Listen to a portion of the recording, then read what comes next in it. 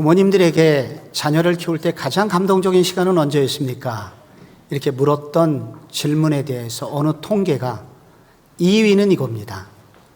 첫 걸음마를 뗄 때 너무 감동적이었다. 모든 것이 의존적이었던 그 아이, 기어다니던 그 아이가 자기 스스로 발을 떼는 것은 너무 감동적이었다. 여러분도 그런 감동을 경험해 보신 적이 있으시죠? 요즘 유튜브에서 가장 인기 있는 첫 걸음마가 있습니다. 잠깐 보실까요? 부모가 딴청을 하고 있습니다. 그때 아이가 걷고 있습니다.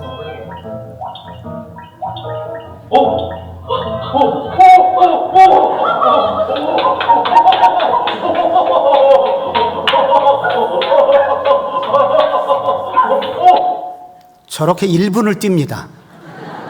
더 이상 볼 수가 없어서 화면을 끊었습니다. 1위가 있습니다. 그것은 그 아이가 조금 더 자라서 부모를 생각하는 모습이 보였을 때입니다. 어느 집사님께서 이런 얘기를 해주셨습니다. 초등학교 1학년 소풍 간다고 아이한테 2,000원을 줬답니다. 그런데 돌아와서 2,000원짜리 브로치를 사왔더래요. 엄마 하라고. 울었다고 합니다. 우리 교회 직업이 엄마가 의사이신 분이 있습니다. 아침마다 아이에게 엄마 병원 갔다 올게.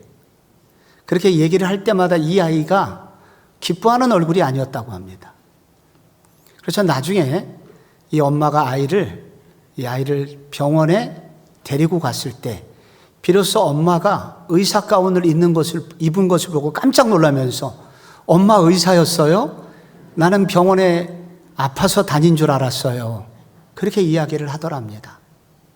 그 얘기를 하는 엄마의 눈가에 이슬이 맺힙니다. 우리의 신앙이 우리의 성장 과정 속에서 또 이런 감동이 있다면 우리의 신앙생활에서 주님이 우리를 향한 감동도 마찬가지입니다. 우리가 성장할 때 우리가 이렇게 하나님을 생각하는 영적인 성숙이 있을 때 하나님께 감동이 있습니다. 그런데 이 시대에 아픔이 있습니다. 나이를 먹어도 여전히 아이처럼 행동하는 사람이 늘어나고 있다는 것입니다. 경제적으로도 그렇고 심리적으로도 그렇고 모든 면에서 독립하지 못하는 성인 아이들이 늘어나고 있습니다. 그래서 이 시대의 부모들에게 눈물이 있습니다. 교회도 비슷합니다. 신앙생활을 오래 했다는 사람들은 많지만 이렇게 스스로 성장하고 하나님을 생각하는 사람은 많아 보이지 않는 시대입니다. 그래서 여기 우리 주님의 소원이 있습니다. 우리의 영적인 자녀들이 모두 다 성장하고 성숙했으면 좋겠다. 주님의 마음이 있습니다. 시편 131편은 매우 짧은 시입니다. 우리는 지금 몇 달간 시편 120편부터 134편 순례자의 노래를 지금 함께 묵상을 하고 있는 중입니다. 그 중에 131편은 매우 짧습니다. 그러나 여기 하나님의 깊은 소원과 성도를 향한 주님의 기도가 숨겨져 있기에 이 시편은 놀라운 시편이라고 할 수가 있습니다. 여기 2절에 젖된 아이가 누리는 평온함이 나옵니다. 여기 젖된 아이는 젖먹이와 다릅니다. 젖먹이로부터 성장해서 젖을 떼고 어른스러움이 배어나오는 아이의 모습이 나옵니다. 이스라엘의 젖을 떼는 시기는 보통 만 3세에서 만 6세 정도입니다. 평균. 고대 시대에 이유식도 없었고 또 먹을 것도 없었던 시대이기 때문에 아이들이 오랫동안 젖을 먹었습니다. 가난했던 저희 시대, 제 친구들만 봐도 초등학교 2학년 때까지 젖을 먹는 아이가 있었습니다. 그러던 어느 날 젖을 떼는 순간이 옵니다. 독립의 순간이죠. 그게 성장했다는 것입니다. 시인이 오늘 131편에서 고백하고 있는 것은 어느 날 자신이 영적으로 어떻게 성장했는지 그런 고백을 이 시에 담은 것입니다. 이 시를 누가 지었습니까? 표제어에 보니까 다윗의 시라고 되어 있습니다. 다윗의 신앙은 계속해서 성장하는 신앙이었습니다. 골리앗을 물리칠 때는 단지 용기만 있었지만 그가 많은 환난을 겪었고, 그러다가 나중에는 나라를 다스릴 만한 그런 리더로서 성장하였습니다. 그리고 결국 사도행전 13장에 보면은 내 마음에 합한 사람 다윗을 보니 내가 그를 통하여 모든 일을 이루겠다 라고 마지막 순간에는 주님께 그렇게 인정받는 사람이 다윗이었습니다. 어떻게 우리는 계속하여 성장하는 성도가 될 수 있을까요? 일정 기간 성장으로 그치지 않고 계속 성장하는 성도, 그리고 정체기를 뛰어넘어서 성숙과 성장을 이루는 성도, 어떻게 가능할까요? 먼저 오늘 성경은 정기적인 내면 관리를 할 때 가능하다고 말합니다. 시편 오늘 1절에 여호와여 내 마음이 교만하지 아니하고 내 눈이 오만하지 아니하오며 내가 큰 일과 감당하지 못할 놀라운 일을 하려고 힘쓰지 아니하나이다 고백합니다. 여기 먼저 네 가지 마음의 그리고 행동의 태도, 그 과정이 나오는데 먼저 마음의 교만이 나옵니다. 여기 교만이라는 이 단어는 하나님의 통치를 거부한다는 뜻입니다. 어느 순간 하나님 없이도 내가 잘 될 수 있다, 그렇게 생각하는 순간에 그 마음의 표시입니다. 여기 한 걸음 더 나가서 오만이 나옵니다. 오만은 눈을 치켜뜨는 것입니다. 하나님이 없으면 마음에 하나님의 말씀을 잃어버리거나 하나님을 외면하게 되면 그 다음에 나오는 징조가 사람을 우습게 보는 것입니다. 사람을 다 자기 밑으로 보는 것입니다. 그래서 눈을 치켜뜨게 됩니다. 그러다가 한 걸음 더 나가서 여기 큰 일이 나옵니다. 큰 일은 자신이 얼마나 위대한지를 드러내는 신앙적 행위를 말합니다. 일종의 성전 건축 같은 거죠. 다윗은 성전 건축을 준비했던 사람입니다. 그런데 여기서 문제가 뭐냐면 이렇게 신앙적 행동조차도 때로는 자기가 얼마나 대단한 사람인지를 다른 사람에게 보이기 위해서 이런 일을 하는 것을 말합니다. 하나님의 영광을 탈취해서 자기가 얼마나 대단한 사람인지를 드러내는 일을 한다는 것입니다. 그리고 이게 마지막 네 번째 표현은 감당하지 못할 놀라운 일이 나옵니다. 이 단어는 내 맘대로 말하고 내 맘대로 해석한다는 뜻입니다. 짓거린다고 하죠. 말을 내 맘대로 짓거리는 것입니다. 내가 당한 고난과 내가 당한 그 어려움을 내 맘대로 해석하고 하나님께 막 불평과 불만과 하나님이 왜 그렇고 교회는 왜 그렇고 하면서 마구잡이로 말을 하는 것입니다. 여러분, 그런데 다윗이 내가 그렇게 하려고 힘쓰지 아니하겠습니다 라고 고백을 합니다. 이게 무슨 말일까요? 다윗은 왜 이런 고백을 할까요? 한때 자기가 이랬다는 것입니다. 하나님의 통치를 거부하는 교만함이 그에게 있었고 그 결과로 다른 사람을 우습게 여기는 오만함이 있었고 그 결과로 말을 함부리 짓거리고 있는, 그리고 다른 사람에게 박수를 받기 위해서 하나님의 영광까지도 탈취하는 그런 일이 있었다는 것입니다. 그런데 어느 순간 자기 자신을 발견하게 됩니다. 그리고 깜짝 놀라게 됩니다. 자기의 죄를 보게 됩니다. 그리고 하나님 앞에서 다시는 그러지 않겠다고 고백하는 내용이 오늘의 시편입니다. 다윗의 인생 가운데 언제 이런 일이 있을까요? 성경에는 그런 일들이 여러 차례 있음을 찾을 수가 있습니다. 그런데 가장 뚜렷하게 알 수 있는 것 중에 하나는 사무엘하 12장 정도입니다. 다윗은 밧세바라는 여자와 간음이라는 죄를 지었습니다. 근데 간음으로 끝난 게 아닙니다. 그 다음에 어떻게 했습니까? 그의 남편 우리아를 가장 극렬한 전쟁터로 보내서 살인을 저질렀습니다. 그를 죽인 것입니다. 간음을 넘어서 그는 하나님께 죄를 지었고 사람에게 죄를 지었지만 그 다음 더 큰 죄인 오만한 죄를 저지르고도 죄인인 줄 몰랐습니다. 그러다가 나단 선지자의 방문을 받았고 그때 하나님의 말씀 앞에서 그는 깨어지게 되죠. 거기서 엎드리게 됩니다. 거기서 눈물을 쏟게 됩니다. 그 시기에 지은 시가 시편 51편입니다. 그것이 바로 회개의 기도입니다. 그 3절에 물은 나는 내 죄가를 나오니 내 죄가 항상 내 앞에 있나이다. 그는 말씀 앞에서 자신을 돌아보고 회개하고 납작 엎드리게 됩니다. 그러면서 알게 됩니다. 교만, 오만, 신앙적 허세, 함부로 짓거리기 등 이 일종의 이것은 문학적으로 점층적 표현이라고 합니다. 그래서 이 모든 죄의 시작은 마음의 교만이었음을 고백합니다. 하나님의 통치를 거부하고 내 힘으로도 살 수 있겠다.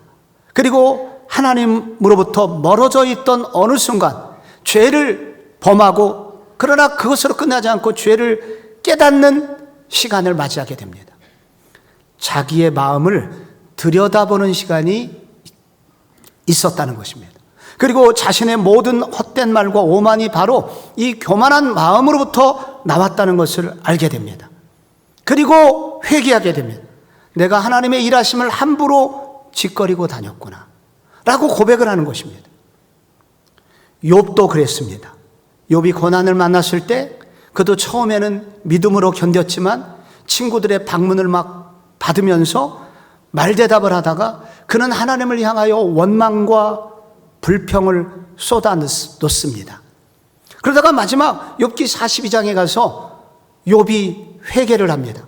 하나님의 임재 앞에서 그는 엎드립니다. 그때 그의 고백이래요. 무지한 말로 이치를 가리는 자가 누굽니까? 나는 깨닫지도 못한 일을 말하였고 스스로 알 수도 없고 헤아리기 어려운 일을 말하였나이다. 여기 헤아리기 어려운 일, 하나님이 더 큰 뜻이 계신데 내 마음대로 짓거렸다는 것이죠. 그런데 여기 헤아리기 어려운 일이라는 이 단어는 바로 다윗이 131편에서 말하는 감당하지 못할 어려운 일과 원문이 같습니다. 다윗은 자신이 교만했다는 것과 그 결과로 하나님께 대하여 원망하고 짓거렸다는 것, 이것을 돌아보게 됩니다. 즉 다윗이 마지막까지 성장할 수 있었던 이유는 정기적으로 자신의 내면을 진실이 들여다보는 시간이 있었기 때문입니다. 자기가 하나님과 상관없이 자기 멋대로 어떻게 살아왔는지, 그 결과로 사람을 얼마나 무시하며 살아왔는지, 신앙생활을 하면서도 하나님에 대해서 함부로 말하고 사람에 대해서 함부로 말하고 교회에 대해서 함부로 말하고 했던 그런 것들을 깨닫는 시간이 있었다는 것입니다. 다윗과 반대되는 사람들이 성경에 나옵니다. 대표자가 사울입니다. 그는 외향적인 삶만 추구했습니다. 사울은 겉으로는 겸손한 척 했지만 전쟁에서 이기면 기념비를 세웠습니다. 그리고 자기 전쟁에서 지면 자기 부하들에게 밥을 주지 않고 전쟁터로 내보냈습니다. 그리고 자기 대적, 자기에게 조금 시기심이 발동할 만한 그런 사람을 만나면 수단 방법 가리지 않고 죽이려고 했습니다. 그는 한 번도 성경에서 자기의 내면을 들여다본 적이 없는 사람이었습니다. 결국은 망했습니다. 우시야 왕이라고 있습니다. 그는 제2의 다윗 왕이라는 별명이 있었습니다. 그는 승승장구하였습니다. 그러다가 그는 교만함이 발동했고 제사장만이 분향할 수 있는 분향단에 향불을 자기가 붙이겠다고 하였습니다. 그러다가 이마에 나병, 우리가 알고 있는 문둥병에 걸리게 되었습니다. 역대하 26장에 그가 강성해짐에 그의 마음이 교만하여 악을 행하여 그의 하나님 여호와께 범죄하되 곧 여호와의 성전에 들어가서 향단에 분향하려 한지라 라고 성경은 기록하고 있습니다. 여러분은 언제 자신의 내면을 들여다보십니까? 요즘 나의 마음 상태가 하나님을 향하고 있는지, 내 속에 하나님이 있는지 없는지 언제 들여다보십니까? 혹시 요즘 내 입이 다른 사람을 우습게 여기고 있지는 않습니까? 내 입이 하나님을 향하여 함부로 말하고 있지는 않습니까? 이런 것을 언제 여러분은 자신을 점검하십니까? 지난주 우리는 제자훈련 수료 예배가 있었습니다. 1년을 마치고 여러분들이 간증문을 보내주셨습니다. 그분의 한 자매님께서 이런 간증을 해주셨습니다. 평생 공무원으로 30년 넘게 살아오셨던 분입니다. 그가 이렇게 고백을 했습니다. 나는 중독자였습니다. 일 중독자였습니다. 일에 파묻혀 살았습니다. 그러다가 젊은 날 하나님이 내게 주신 꿈을 다 잃어버렸습니다. 문제가 없다고 생각하며 살아왔습니다. 그러다가 60이 다 되어서 제자훈련을 시작했습니다. 평생 이렇게 많은 시간 투자해서 제가 말씀을 읽어본 적도 없고 기도를 해본 적도 없습니다. 그런데 이런 훈련의 기간을 통해서 나는 하나님을 생각하게 되었고, 그러다가 어느 날 하나님의 사랑이 나를 감싸는 것을 체험하게 되었습니다. 그리고 나는 다시 젊은 날의 꿈을 되찾기 시작했습니다. 몸은 피곤했지만 마음은 충만한 은혜로 가득하게 되었습니다. 이 자매님은 이 훈련의 기간을 통해서 내면을 점검할 수 있는 기회를 얻게 되었다는 말입니다. 우리는 지금 연말이고 성탄의 시즌을 맞고 있습니다. 흥청거리고 그리고 많은 만남이 우리를 기다리고 있을지도 모릅니다. 그런데 이러한 시간이기 때문에 우리는 그저 그렇게 세월이 흘러감 속에서 성장 없이 보낼 수 있습니다. 어떻게 해야 될까요? 내면을 들여다보는 시간을 어떻게든 마련해야 됩니다. 여러분은 언제 하나님 앞에서 자신의 내면을 들여다보실 수 있는 시간을 마련하시겠습니까? 정기적으로 내면의 정기검진을 할 때 우리의 신앙이 성장할 수 있다고 합니다. 두 번째로 기복주의 신앙에서 인격적 신앙으로 자라가고자 해야 됩니다. 2절에 보면 실로 내가 내 영혼으로 고요하고 평온하게 하기를 젖된 아이가 그의 어머니 품에 있음 같게 하였나니 내 영혼이 젖된 아이와 같도다. 여러분, 여기 내 영혼이 여기 젖된 아이와 같다는 표현이 나옵니다. 그리고 평화라는 단어가 나옵니다. 젖먹이도 평화를 누리고 젖된 아이가 평화를 누리고 있는데 둘 사이에는 결정적인 차이가 있습니다.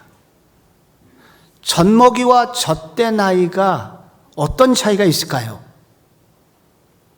젖먹이는 젖이 목적이지만 젖된 아이는 더 이상 젖이 목적이 아니라 엄마가 목적입니다.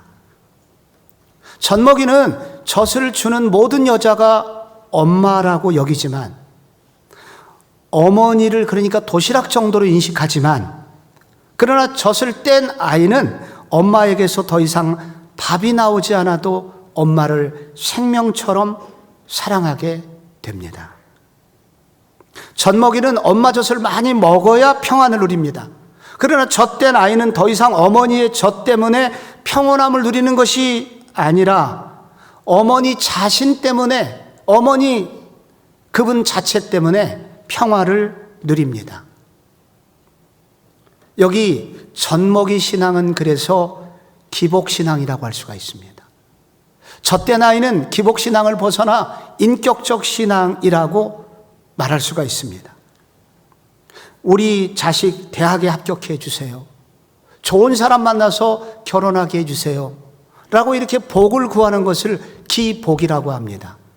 성경은 이렇게 하라고 말합니다. 기복은 좋은 겁니다. 복을 구하고 그리고 일용할 양식을 구하고 나의 삶의 안정과 평안을 구하는 것은 성경이 그렇게 하라고 가르칩니다. 그러나 문제는 기복주의가 문제입니다. 그것은 이것 없으면 하나님도 믿지 않겠다는 태도입니다. 오직 내가 원하는 것만을 이루기 위해서 하나님을 이용하는 것, 이것을 기복주의라고 합니다. 그래서 우리의 신앙이 자란다는 것은 단지 기복주의에서 주의를 빼고 복을 구하는 사람으로 성장하는 것이고, 그리고 기복에서 한 걸음 더 나가서 아무 것이 나에게 주어지지 않는다고 하더라도 하나님 그분 한 분만으로 만족하고 그분을 사랑하는 것, 이렇게 인격적 존재로 하나님을 대하는 것, 그런 신앙을 성경은 자라남이라고 말하고 있습니다. 여러분의 신앙은 어떤 단계이십니까? 젖이 꼭 주어지지 않으면 하나님을 외면하는 신앙입니까? 그러나 젖이 비록 나오지 않는다고 하더라도 나는 그 엄마 자신만으로 만족하는 젖된 아이처럼, 여러분도 그렇게 주님을 사랑하고 계십니까? 젖먹이와 젖된 아이의 또 하나의 결정적인 차이가 있습니다. 젖된 아이는 엄마와 일정 기간 헤어짐의 아픔을 경험해 본 아이입니다. 그래서 젖된 아이의 고요와 평온은 젖먹이의 것과는 다릅니다. 젖먹이는 무조건적으로 고요하고 평온합니다. 젖만 있으면 문제가 없습니다. 그러나 젖된 아이는 헤어짐의 아픔을 경험해 본 사람입니다. 어떤 이유로 엄마의 품에서 떨어지는 아픔을 겪었고, 그래서 헤어짐을 겪은 후에 다시 찾은 엄마의 품은 젖먹이가 도저히 알 수 없는 놀라운 평화를 그는 누리게 됩니다. 사무엘상 1장에 보면 한나가 서원 기도를 하여 아들을 주시면 하나님께 드리겠습니다. 기도를 하죠. 하나님은 기도를 응답하셨고 그 결과 사무엘이 태어납니다. 근데 이제 사무엘을 하나님께 드려야 될 시간이 옵니다. 성경에 보면 젖된 후에라고 나옵니다. 젖된 후에 엘리의 집에 이 사무엘을 데리고 올라갑니다. 이제 엄마와 사무엘이 헤어질 때가 되었습니다. 사무엘이 얼마나 울었을까요? 그를 떼어놓고 내려오는 한나는 얼마나 울었을까요? 그리고 1년이 지났습니다. 절기가 되었고 엄마가 성전에 올라갔을 때 여러분, 사무엘이 엄마에게 달려옵니다. 어머니의 품에 안깁니다. 6살 사무엘이 어머니의 품에 안겨서 어떤 마음으로 안겼을까요? 그때 사무엘의 마음은 어땠을까요? 이전과는 전혀 다른 엄마의 품, 엄마가 얼마나 소중한 존재인지 사무엘은 더욱 깊이 깨닫게 되었을 것입니다. 아들을 둔 엄마들이 공통적으로 겪는 눈물의 시간이 있습니다. 아들을 군대에 보낼 때입니다. 며칠이 지났습니다. 군대에서 소포가 날아옵니다. 거기에 아들이 입던 옷이 들어있고 양말이 들어있고 신발이 들어있습니다. 그것을 받는 순간 엄마는 대부분 오열을 합니다. 그런데 이제 군에 간 그 아들은 아침마다 점호를 하고 훈련을 받으면서 고향 땅을 향하여 소원을 발사합니다. 그때 엄마를 부릅니다. 아들은 비로소 알게 됩니다. 내가 집에서 누려왔던 그 모든 시간들은 당연한 것이 아니었구나. 엄마의 품, 내게 주어진 모든 내게 주어진 특혜는 진정 엄마의 사랑이 배인 특권이었구나. 그는 처절하게 그 시간 속에서 깨닫게 됩니다. 그리고 휴가를 맞아서 엄마의 품에 안기게 됩니다. 그리고 잠을 자게 됩니다. 그리고 비로소 이 잠이 얼마나 귀한 것인지 그는 비로소 깨닫게 됩니다. 이후에 다윗의 후손들이 다윗처럼 신실하지를 못했습니다. 죄를 짓고도 회개하지를 할 줄을 몰랐습니다. 그래서 바벨론으로 포로로 끌려갑니다. 정든 고향을 떠나서 개처럼 돼지처럼 그렇게 짐승처럼 끌려갑니다. 거기서 혹독한 시련을 당합니다. 나라 잃은 서름이 얼마나 큰지 비로소 알게 됩니다. 그곳에서 비로소 깨닫게 됩니다. 우리가 그때 예루살렘에서 드리던 예배는 당연한 것이 아니었구나. 그때 성도들과 함께 교제하던 것은 당연한 것이 아니었구나. 비로소 그들은 회개합니다. 내 속에 하나님이 없었어. 예배를 드리면서도 하나님이 계시지 않았고, 예배는 드렸지만은 형식적이었고 습관적이었고 하나님을 이용해서 복만 받으려고 했어. 하나님께 진실한 마음으로 예배하지 못했음을 깨닫게 되고 그들은 진정한 예배를 사모하게 됩니다. 그리고 어느 날 드디어 포로 생활에서 풀려났을 때 그들이 예루살렘으로 올라와서 오늘의 이 시를, 이 찬송을 부르는 것입니다. 젖된 아이의 심정으로. 이것이 다윗의 심정이었구나. 이것이 진정한 예배였구나 라고 비로소 깨닫게 됩니다. 코로나19라는 혹독한 시험 속에서 저희 교회도 성도들과 헤어짐의 시간이 있었습니다. 텅 빈 예배당에서 저도 설교를 할 때 비로소 알게 되었습니다. 이렇게 드리는 예배가 당연한 예배가 아니었구나. 하나님의 특별하신 보호하심 없이는 드릴 수 없는 것이었구나. 근데 저만 운 게 아니라 그때 성도 여러분도 유튜브 채널 앞에서 우셨다고 그래요. 이게 당연한 게 아니었구나. 그래서 우리는 그때 결심했습니다. 진정한 예배자가 되어야 되겠다. 그래서 코로나가 끝나서 다시 만나는 예배는 달라진 예배였습니다. 이때 드리는 예배는 더 뜨거운 예배였습니다.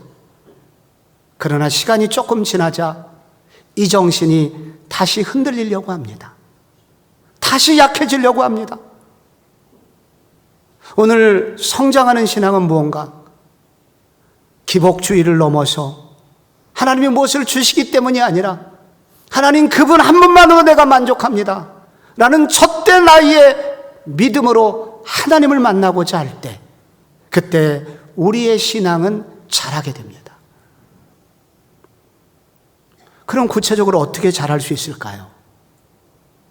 의도적으로든지 비의도적으로든지 젖된 아이가 되고자 해야 합니다. 시편 마지막 절에 이스라엘아 지금부터 영원까지 여호와를 바랄지어다. 시인은 동역자들에게, 믿음의 후손들에게 권면합니다. 여러분, 이런 방식으로 주님을 찾으십시오. 젖된 아이의 심정으로 하나님을 찾으십시오 라고 이 시인은 후손들에게 권면을 하고 있습니다. 구체적으로 우리는 어떻게 젖을 뗄 수 있을까요? 먼저 의도적으로 젖을 떼려고 해야 됩니다. 의도적으로 젖을 떼는 방법 중에 하나는 내 시간을 훈련받는 데 투자하는 것입니다. 우리가 왜 젖을 떼지 못하냐면 말씀이 없기 때문입니다. 그러나 우리 속에 말씀이 들어오면 우리는 비로소 젖을 뗄 수 있는 힘을 받게 됩니다. 말씀이 더 들어오고 말씀이 내 삶의 일부가 되면 자연스럽게 젖을 떼게 됩니다. 또 하나의 방식은 봉사에 참여하는 것입니다. 나의 은사와 나의 시간과 내게 주신 은혜들을 다른 사람을 위하여 섬기고자 할 때 놀랍게 우리는 기복주의 신앙에서 벗어나게 됩니다. 봉사는 나로 하여금 나의 이기심으로부터 벗어나게 해주는 특효약입니다. 훈련의 시간을 드리고 그리고 봉사와 헌신에 나의 시간을 드리게 될 때 우리의 신앙은 젖된 아이의 신앙으로 자라나게 됩니다. 또 하나 반대로 비의도적인 젖됨의 시간을 낭비하지 말아야 합니다. 내가 의도하지 않았는데 어느 날 고난이라는 게 찾아옵니다. 정말로 아픈 어려움이 찾아옵니다. 이것은 주님께서 젖을 뗄 시간이 되었다는 신호입니다. 그래서 이 시간, 나에게 주어진 고난의 시간, 아픔의 시간, 어떤 내 힘으로 해결할 수 없는 어떤 시간이 오거든 그 시간을 낭비하지 말아야 합니다.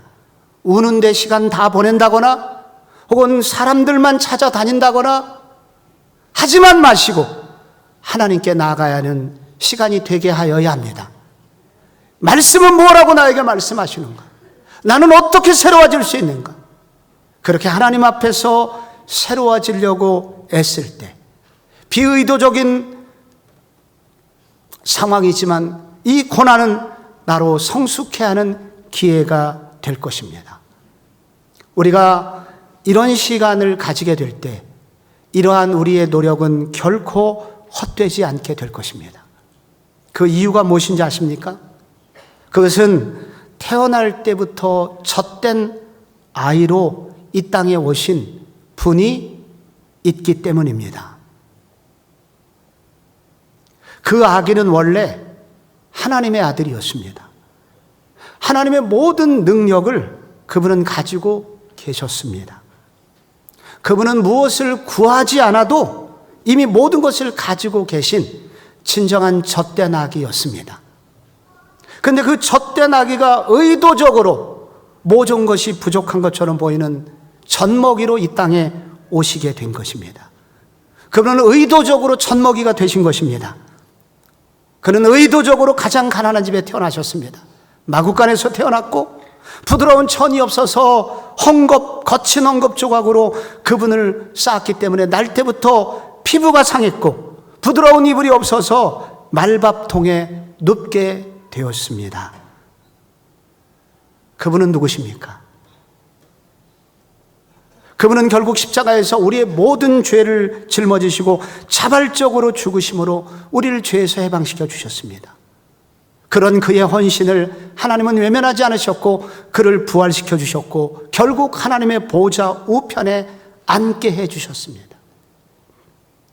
그 진정한 젖된 아기, 그분은 누구십니까? 예수 그리스도. 그 진정한 젖된 아기이신 그 예수 그리스도께서 우리 모두를 품어주셨고 우리 모두를 자녀 삼아주셨고 그래서 우리 모두를 그분이 있는 자리 하나님 보좌 우편까지 지금도 신실하게 이끌고 계십니다. 그분이 진정한 젖된 아기로 사셨기 때문에 오늘 우리가 젖을 떼고자 분투하는 것은 복된 일입니다. 성탄주일입니다.